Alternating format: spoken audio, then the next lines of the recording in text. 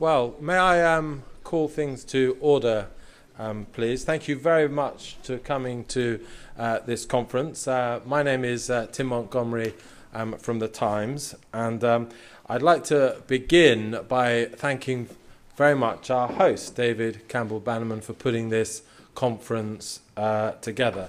It's one of the main reasons why I'm here. I'm a big admirer of what David stands for. He's great lunch company, and probably not too much I should say more about that, but he really is great company, but most importantly he's a very principled member of the European Parliament, standing for things that really matter, including a real interest in the future democratic and economic health of the UK, and of course that's why we're here today to focus on that. So grateful to him and the ECR group for making this possible.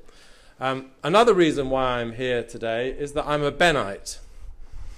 A Tony Bennite in only one real respect, and that's that I do believe that a country should be able to govern itself and change the nature of the politicians and the laws that govern itself.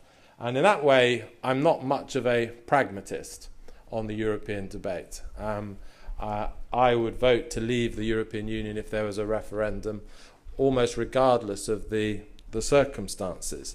But I'm more than aware that my position is not typical or a majority view of the British people. A majority of the British people are waiting to be persuaded that there is an alternative outside of the European Union that would be good for the economic health of this country.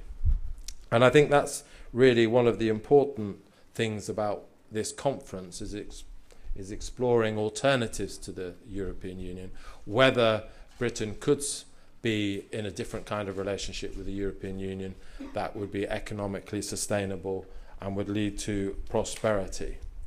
The odds against Britain leaving the European Union or having a very different relationship with the European Union strike me as quite high. If you look at the current opinion polls, the position is very close.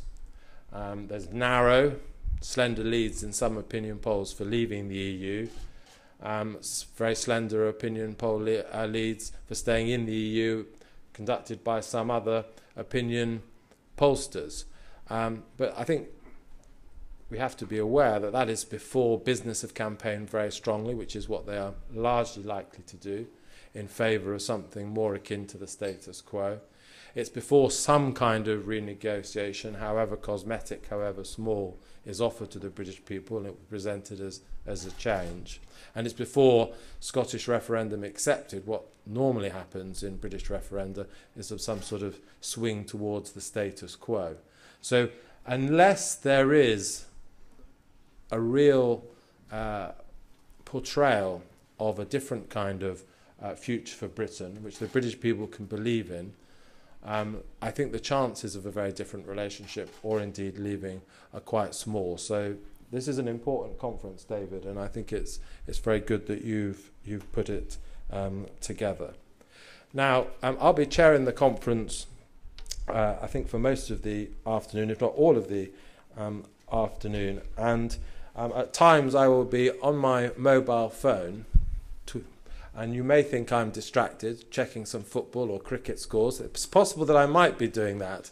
But what I would largely try and do is be tweeting, so that people not fortunate enough to be here today can pick up on a little bit of what we're learning today. And can I encourage anyone who wants to do the same to do so, and use the hashtag EU alternatives.